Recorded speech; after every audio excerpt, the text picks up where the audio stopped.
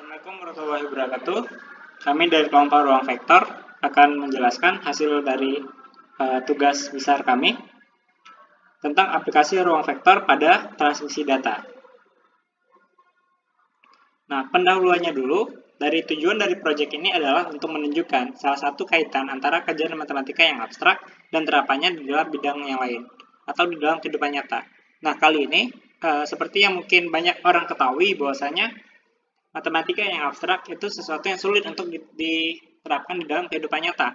Kali ini ternyata kasus ruang vektor, salah satu bab dari matematika abstrak, dari struktur aljabar, itu bisa kita terapkan di dalam transmisi data. Nanti kelihatan di bagian berikutnya. Lalu motivasinya adalah pengembangan perangkat-perangkat komunikasi elektronik, teknologi nirkabel dan internet memungkinkan manusia berkomunikasi dalam jarak jauh dan dalam waktu yang singkat.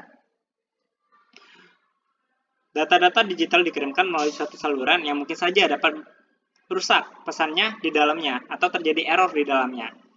Nah, nanti disitulah kita menggunakan ruang vektor, pengaplikasiannya dari ruang vektor tersebut untuk menemukan errornya. Lalu solusinya itu perlu adanya encoder, data dan decoder untuk menangani hal tersebut. Berikutnya, sebelum kita masuk ke tahap yang lebih rumit, alangkah bijaknya untuk kami untuk menjelaskan tentang materi dasar daripada ruang vektor itu sendiri. Yang pertama itu, definisi 1 daripada ruang vektor. Ruang vektor V atas lapangan F adalah satu sistem matematika dengan beberapa kasus, yang seperti yang pertama itu adalah operasi tambah, berlaku ini, lalu operasi perkalian dengan skalar, seperti yang bisa teman-teman perhatikan di bagian nomor 2 ini. Lalu yang berikutnya, ruang vektor itu akan memenuhi beberapa aksioma sebagai berikut. Yang pertama itu aksioma terhadap operasi tambah. Vektor X tambah vektor Y akan sama dengan vektor Y tambah vektor X. Nah, jika untuk semua vektor X dan vektor Y itu di V, atau di ruang vektor V. Lalu berikutnya itu ada sifat yang kedua. Jika memenuhi aksioma-aksioma ini, barulah bisa kita sebut V itu adalah ruang vektor. Lalu yang ketiga itu masih pada penjumlahan, terdapat unsur vektor 0 di V yang bersifat vektor X tambah vektor 0 sama dengan vektor X. Di mana vektor 0 ini adalah identitas. Tapi ya. Lalu yang terakhir untuk yang penjumlahan, untuk setiap vektor X anggota daripada V terdapat negatif vektor X anggota dari V yang memenuhi vektor X tambah negatif vektor X sama dengan 0, vektor 0. Lalu berikutnya itu terhadap operasi perkalian skalar juga berlaku beberapa hal seperti ini. Sifat yang pertama, seperti yang bisa teman-teman perhatikan. Lalu sifat yang kedua, sifat yang ketiga, dan sifat yang keempat. Oke, berikutnya itu definisi 2. Nah, misalkan V suatu ruang vektor atas lapangan dari V, subhimpunan X subset daripada V yang tak hampa dikatakan membangun ruang vektor V jika setiap vektor Y anggota daripada V merupakan kombinasi linear daripada X, di mana X-nya itu sama dengan vektor X1 dan seterusnya sampai vektor Xn. Nah, vektor Y anggota daripada V sebagai kombinasi linear dari X jika kita tulis sebagai berikut. Oke, langsung saja. Ini dasar-dasarnya aja. Definisi 3-nya seperti ini. Definisi 4-nya seperti ini. Seperti yang bisa teman-teman baca, subhimpunan X subset equal dari V yang tak hampa disebut basis ruang daripada V jika X membangun V dan bebas linear. Lalu definisi yang kelima tentang ruang vektor V atas lapangan F yang mempunyai dimensi hingga. Oke, lalu berikutnya langsung masuk ke contohnya aja dari yang udah kita bahas sebelumnya. Contoh yang pertama itu R pangkat N adalah ruang vektor atas lapangan R. Bagaimana cara kita membuktikannya? Nah, cara kita membuktikannya itu adalah dengan memenuhi aksioma yang ada. Tadi udah dijelaskan tentang aksioma-aksioma yang berlaku. Lalu baru kita coba buktikan apakah R pangkat N ini memenuhi semua aksioma tersebut. Dan kita menggunakan metode pembuktian langsung, di mana kita misalkan ada dua anggota daripada R pangkat N, di mana X vektor X sama dengan A1, A2, dan seterusnya sampai AN. dan vektor Y sama dengan ini, B1, B2, dan seterusnya pakai B pangkat N, pangkat T masing-masing, di mana A, alpha, dan beta itu anggota daripada R. A dan B itu anggota daripada R. Lalu yang pertama itu terhadap operasi penjumlahan. Nah, yang pertama itu sifat yang pertama banget, yaitu vektor X tambah vektor Y itu sama dengan vektor Y tambah vektor X. Dan ternyata ketika kita buktikan ternyata itu berlaku. Vektor X tambah vektor Y sama dengan vektor Y tambah vektor X. Buktinya bisa teman-teman perhatikan, sangat sederhana sekali ya. Nggak perlu dijelaskan lebih dalam. Lalu yang berikutnya itu sifat yang kedua, di mana berlaku ketika vektor X tambah vektor Y tambah vektor Z sama dengan vektor X tambah vektor Y tambah vektor Z. Di mana vektor Y, vektor X, vektor Y, vektor Z itu anggota daripada R pangkat N. Nah, dengan pembuktian yang menurut saya masih relatif lebih sederhana, relatif cukup sederhana, maka terbukti vektor X tambah vektor X tambah vektor Y tambah vektor Z sama dengan vektor X ditambah dengan vektor Y ditambah vektor Z. Seperti itu. Lalu berikutnya, akan ditunjukkan bahwasanya terdapat unsur vektor 0 di R pangkat N. Sehingga vektor X tambah vektor 0 sama dengan vektor X. Yang mungkin sering kita sebut ini dengan vektor identitas. Apakah selamanya vektor 0 ini menjadi vektor identitas? Itu masih kita pertanyakan. Lalu vektor X tambah vektor 0 itu akan sama dengan ini. Sampai akhirnya terbukti nih bahwasanya vektor X tambah vektor 0 itu sama dengan vektor X. Terdapat vektor 0, ternyata di R pangkat N yang berlaku ini. Lalu juga yang untuk sifat yang terakhir, untuk pada penjumlahan, juga terbukti. Pembuktiannya relatif cukup gampang, nggak perlu kita dalami terlalu dalam. Lalu berikutnya untuk operasi perkalian skalar. Nah, yang pertama itu akan ditunjukkan A dikali vektor X tambah vektor Y itu sama dengan A vektor X tambah A vektor Y. Nah, di mana alpha itu anggota daripada R, seperti yang tadi.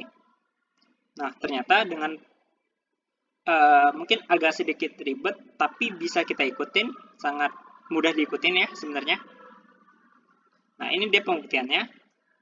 Jadi, silakan berdoa ya teman-teman, supaya soal yang seperti ini ya, yang keluar di UAS nanti.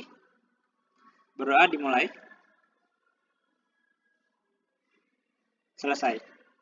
Oke, berikutnya itu ada pembuktian untuk ini, yang perkalian skalar yang kedua. Di mana jika A tambah B, alpha tambah beta, dikali dengan vektor X, itu akan sama dengan alpha vektor X tambah beta vektor X. Seperti itu. Di mana vektor X anggota daripada R pangkat N, dan alpha beta anggota daripada R. Nah, ternyata dengan pembuktian yang relatif masih cukup baiklah, cukup mudah dipahami, terbukti bahwasanya alpha tambah beta dikali dengan vektor X akan sama dengan alpha dikali vektor X ditambah beta dikali vektor X. Alpha dengan beta ini adalah skalar. Nah, berikutnya, untuk perkalian juga, ini sering kita sebut dengan komutatif biasanya.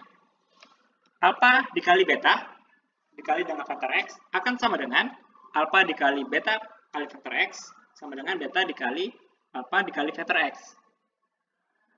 Nah, ternyata ketika kita coba membuktikan, terbukti. Jadi, untuk sifat perkalian skalar yang seperti ini juga terbukti pada contoh satu tadi. Lalu yang terakhir, untuk perkalian, ternyata juga terbukti. Terdapat 1, sehingga 1 dikali vektor X sama dengan vektor X, untuk semua vektor X anggota daripada R pangkat N. Nah, karena seluruh aksioma itu terpenuhi, maka R pangkat N merupakan ruang vektor atas lapangan daripada R. Seperti itu cara pembuktiannya. Ini relatif cukup bisa diikutin dibandingin mungkin materi-materi kami ke depan, mungkin ya. Makanya jadi sepertinya ini bakal keluar pada UAS. Amin. Lalu berikutnya, model sederhana daripada komunikasi digital. Jadi ini yang sederhananya dulu. Nanti berikutnya ada kode Hamming, tapi kita bahas ini dulu. Di model sederhana ini, alurnya itu kira-kira seperti ini. Dimulai dari sumber atau data ingin kita kirimkan, lalu kita encode, lalu masuk ke saluran. Nah, di saluran ini ternyata terkadang ada terjadi kerusakan-kerusakan pada data yang ingin kita kirimkan. Contoh kasus kerusakan yang akibat daripada kerusakan contohnya misalnya saya ingin mengirimkan data nih. Ternyata di dalam perjalanan WiFi saya rusak atau modem saya agak terganggu. Lalu datanya itu akan berubah. Nah, disinilah terjadi koreksi dan decode. Nanti di koreksi dan decode ini terlihat nih, bahwasanya, wah, data itu ada terjadi kesalahan. Tapi kekurangannya pada model sederhana ini adalah kita nggak tahu kesalahannya itu di mana. Seperti itu. Kita cuma tahu ada kesalahan, tapi kita nggak tahu kesalahannya itu di mana. Efeknya apa? Efeknya, ketika kita nggak tahu kesalahannya di mana, maka kita tidak akan bisa memperbaiki itu. Jadi gimana sih solusinya supaya kita bisa mengirimkan datanya dan nggak terjadi kesalahan? Ya mau tidak mau kita harus kirimkan ulang. Seperti itu. Ini model sederhananya. Lalu berikutnya masuk ke kode linear. Nah, sebuah kode C disebut kode linear jika setiap kode word dapat dituliskan sebagai kombinasi linear dari kode word. Nah, sebuah kode linear dengan panjang n atas lapangan hingga fq adalah subruang dari ruang vektor daripada ini, di mana n melambangkan panjang setiap vektornya. Seperti itu. Lalu definisinya, misalkan C adalah kode linear, dan matrix parity check untuk C adalah matrix H. Ini kita misalkan matriksnya itu adalah matriks H, nanti kedepannya juga matrix parity check kita misalkan sebagai matriks H, yang ukurannya itu n kurang K dikali n, sehingga C anggota daripada C jika dan hanya jika C H transpose sama dengan 0. Nah, ini berlaku seperti itu. Misalnya nih contoh, jika C adalah kode daripada ini, maka matrix parity check yang validnya adalah ini. Jadi ketika kita buat C dikali H transpose ini akan menghasilkan sama dengan 0. Lalu ini solusinya, kita akan mengecek apakah matrix parity check tersebut valid. Berdasarkan definisi yang di atas, maka kita bisa menentukan bahwa CHT sama dengan 0. Misalkan C sama dengan XYZ, maka XYZ dikali ini dan ini. Lalu oleh karena CHT sama dengan 0, maka X tambah Y tambah Z ini akan berlaku ini. Oleh karena XYZ itu adalah 0,1, ini karena kita mainnya di bilangan biner untuk data-data kali ini. Maka X sama dengan Y sama dengan Z, dan kodenya adalah ini. Nah, ternyata benar nih. Akhirnya kita dapat bahwasanya kodenya adalah 00,111. Artinya apa? Jadi benar bahwa matrix parity check-nya pada kode ini adalah H sama dengan 101, 011. Jadi kita ada punya data, lalu apakah benar ini valid matrix parity check-nya? Ternyata setelah kita uji coba, ternyata benar ini valid. Ini adalah matrix dari parity check. Lalu berikutnya, nah dari definisi matrix parity check H tadi, kita ketahui bahwasanya Hx transpose sama dengan 0. Nah, misalkan diberikan pesan nih, A sama dengan ini, dan X sama dengan ini. Misalkan XK itu sama dengan ini, dan XN itu sama dengan ini. Dari sini kita peroleh bahwasanya HXT itu akan sama dengan ini. Dimana HXT itu udah sama dengan 0. Kita ketahui sama dengan 0. 0 sama dengan ini. Jadi XTN itu sama dengan negatif AXTK. Nah, oleh karena itu, apa yang bisa kita simpulkan? XTK itu sama dengan A transpose. Maka kita akan memperoleh XTN sama dengan negatif A transpose. Yang artinya itu X sama dengan ini. Oke. Lalu berikutnya, matriks generator. Nah, misalkan diberikan C nih, kode linear dengan matriks check H sama dengan ini, matriks G sama dengan ini, disebut matriks generator dari C. Kode word X bisa diperoleh dengan AG sama dengan X, dengan A adalah pesan sepanjang K. Gitu. Jadi ini kita udah masuk ke matriks generatornya. Nah, dari definisi jelas bahwasanya GHT itu sama dengan 0. Nah, sebabnya kita perhatikan kenapa GHT itu sama dengan 0. GHT sama dengan ini, lalu sama dengan ini, dan itu sama dengan 0. Nah, ini contohnya nih. Untuk kode biner 5,3, satu contoh matriks generator G adalah ini. Nah, jadi jika ini matriks generator G, kita akan dapat nih bahwasanya matriks H-nya atau matriks parity check-nya adalah ini. Nah, jika ingin adalah ini. Kenapa? Karena ketika G dikali H transpose itu akan menghasilkan 0, 0, 0, 0, 0, 0, 0. Seperti itu. Terus sama dengan 0 ya. Lalu masuk ke tahap decoder syndrome. Yang pertama itu definisinya dulu daripada sindrom itu sendiri. Nah, misalkan H adalah matriks cek daripada kode linear NK. Vektor S, Y itu sama dengan H vektor Y transpose. Dengan panjang N kurang K disebut sindrom daripada Y transpose. Matriks Y. Seperti itu. Jadi vektor ini dengan panjang ini kita sebut dengan sindrom daripada vektor Y.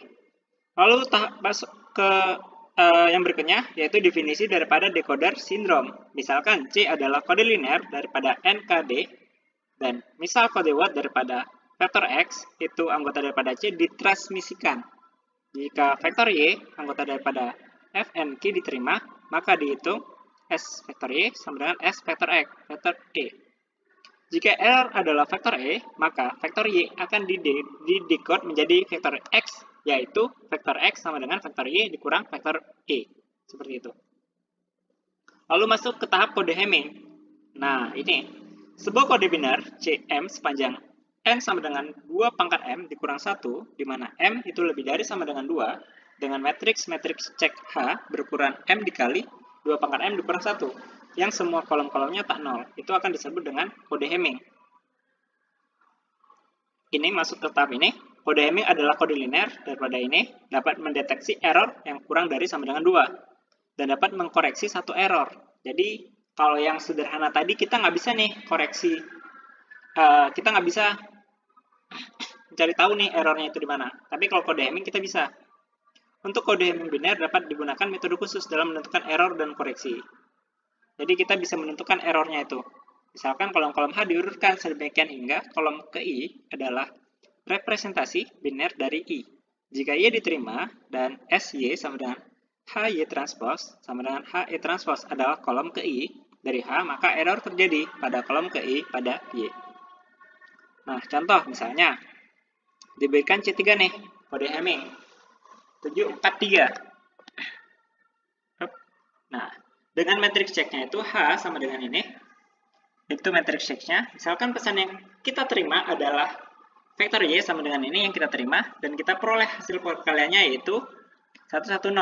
Nah, oleh karena hasilnya itu tidak sama dengan vektor 0, ini kan hasilnya nggak sama dengan vektor 0 nih. Nah, ini nih tujuannya daripada matriks parity check. Ketika kita mengalihkan dengan H dikali vektor Y transpose, ternyata tidak menghasilkan sama dengan 0, maka artinya terdapat error tuh di dalamnya. Berdasarkan penjelasan dari kode Hamming di atas, karena vektor Y itu tidak sama dengan 110, S vektor Y itu tidak sama dengan 110, dan pada kolom matriks H adalah kolom ke-6, dan maka errornya terletak pada digit ke-6, gitu. Jadi kelihatan nih, errornya itu di mana. Beda banget dengan yang pertama tadi. Dan model sederhana tadi kita nggak bisa tahu tuh di mana errornya, tapi kali ini ada errornya. Sehingga pesan aslinya itu akan menjadi ini, kita ubah dah. Ini kan ada vektor Y-nya sama dengan ini, lalu akan kita ubah menjadi 00101110, seperti itu. Oke, berikutnya itu kami memberikan simulasi menggunakan Sagematch, yang mana simulasinya itu ini halaman kerjanya dulu bisa kita perhatikan. Lalu simulasinya itu menggunakan kode linear ini C1263, di mana vektor matriks parity check-nya itu ini banyak banget ya. Lalu G-nya itu ini. Jadi kalau nggak pakai aplikasi mungkin agak sulit nih. Mungkin nggak bisa pun. Lalu kita codingan di Sagematch-nya akan menjadi seperti ini. Kode-kodenya jangan sampai salah. H-nya sama dengan ini, G-nya sama dengan ini, C-nya sama dengan code.linear code generator daripada sama dengan generatornya itu sama dengan G. Ini kita menggunakan matriks generatornya. Lalu keluarnya itu adalah ini. Yang berikutnya itu ini yang kedua. Stringsnya itu ini panjang banget. Dan berikutnya ini yang ketiga. Lalu ini dia hasil simulasinya. Ini yang keempat, di mana teksnya itu adalah pesannya yang ingin kita kirimkan adalah T Project 2 Eksplorasi Aljabar 2021. Nah, untuk I di dalam 0, 1, 2, 3, 4, 5, 6. Nah, seperti itu. Kesimpulannya adalah kode Hamming itu digunakan untuk mengkoreksi kesalahan transmisi tunggal dan dapat dijelaskan melalui teori ruang vektor. Berbagai metode transmisi data dan pengkoreksi kesalahan dipilih berdasarkan ciri khas dan kebutuhan dari setiap proyek dengan menimbang faktor dari kesalahan koreksi untuk memperbaiki data yang rusak. Untuk mendeteksi dan mengkoreksi beberapa kesalahan bit, kita harus membuatnya ke versi yang lebih besar dan lebih banyak ruang vektor space out-nya. Nah, harapannya dari tugas ini adalah, harapan kami, itu menunjukkan kepada para pembaca bahwasanya matematika, terapan dan ilmu komputer yang abstrak itu bisa kita aplikasikan ke dalam sesuatu masalah yang ada di kehidupan nyata. Dalam kasus ini, ruang vektor, materi dari struktur aljabar, yang mana penerapannya itu pada transmisi data. Mungkin sekian yang dapat kami sampaikan. Assalamualaikum warahmatullahi wabarakatuh.